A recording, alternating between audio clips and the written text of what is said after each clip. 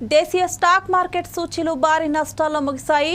America ప్రతీకార సుంకాల భయాలు మార్కెట్ సెంటిమెంట్ను దెబ్బతీశాయి. ముఖ్యంగా ఐటీ, బ్యాంకింగ్ షేర్లలో అమ్మకాల ఒత్తిడితో సూచీలు భారీగా కుదేలయ్యాయి.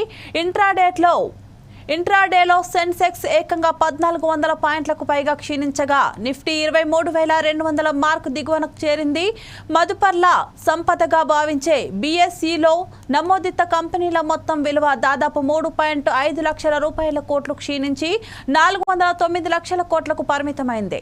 సెన్సెక్స్ 30 సూచీలో ఇండ్ బ్యాంక్, జొమాటో మినహా మిగిలిన అన్ని షేర్లు నష్టాల్లో ముగిశాయి. HCl technologies, HDFC bank, Bajaj Finserv, Infosys, Bajaj finance షేర్లు ప్రధానంగా నష్టపోయాయి.